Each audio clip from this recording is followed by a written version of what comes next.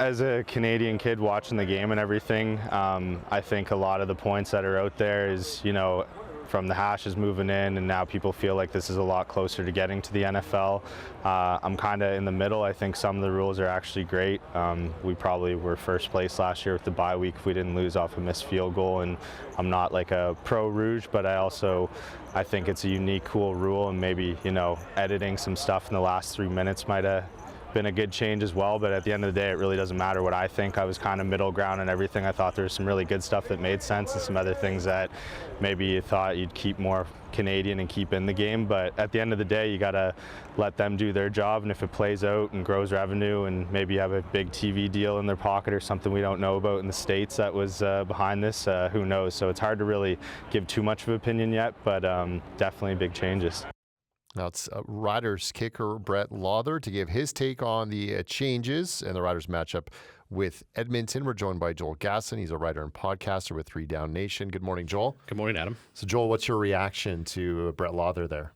I thought Brett had a very good measured response there. I think it's easy, especially for the kickers in this league, to maybe take the news of the week a little personally, because Commissioner Stuart Johnson basically came out and said we need fewer field goals, and that's how Brett Lawther makes his living. So I could see why he may be a little upset by them, but at least in front of the mics, he seems to know what to say there, and I think he's took a pretty good approach to it, where it's like, yeah, most of this is pretty good. Some stuff I'm a little surprised with, but at the end of the day, it's not the end of the world, I don't think. So we discussed this earlier this week with our colleague here, Dan Plaster, and there was some strong reaction from people like Nathan Rourke, who's one of the figureheads of the CFL.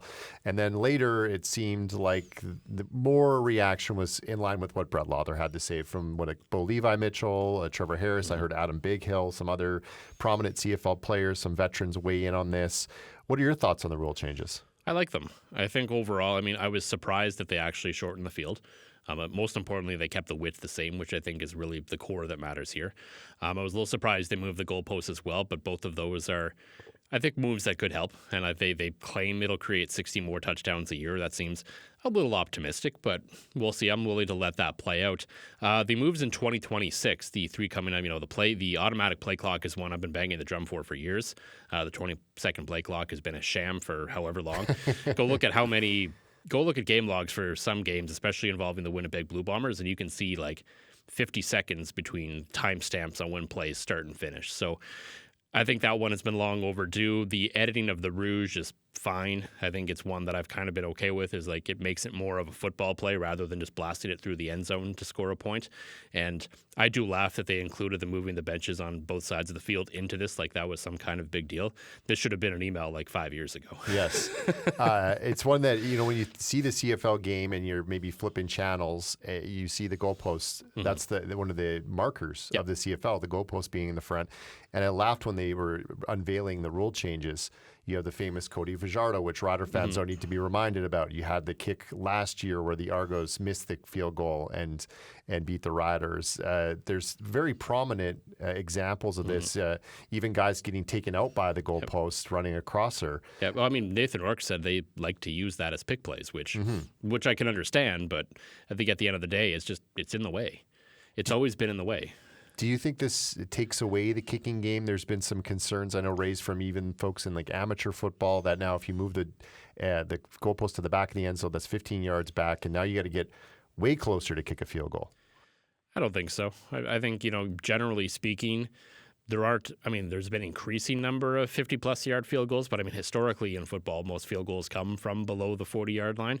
So, it makes you have to work a little bit harder to get one, which I don't think is a bad thing. It's always been a little uneasy with me that you could basically cross midfield in the CFL, get to your opponent's 50-yard line, and basically if you really had to, you could attempt a field goal.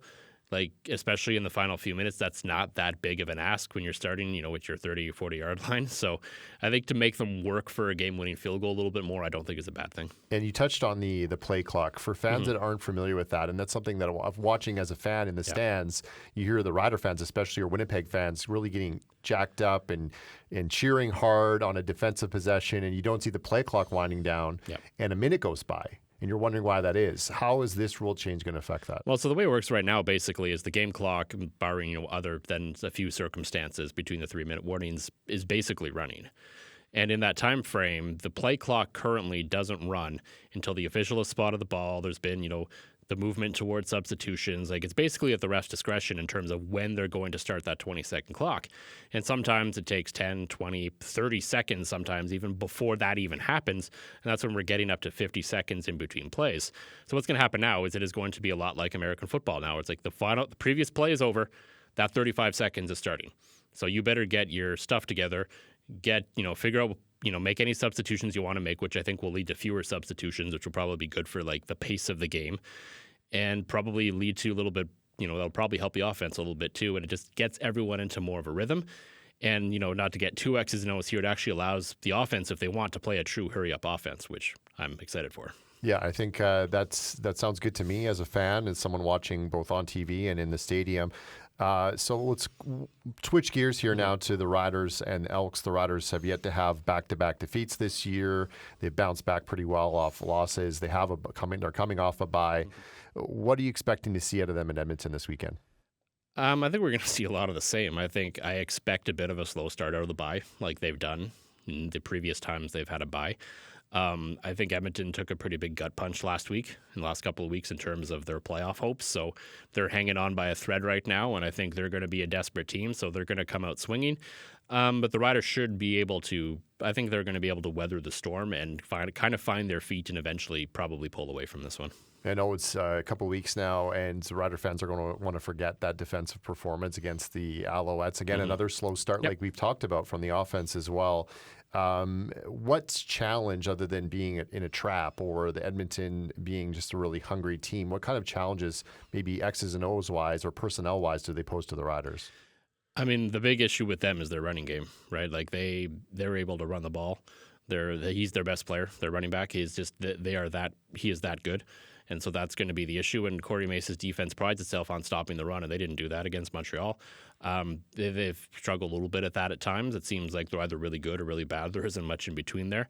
So I think that's sort of where this game rests, because we know Cody Fajardo's a gamer. We know he's going to go out there and he's going to do everything that everything that he can try to do to win a football game, and he will keep them in it.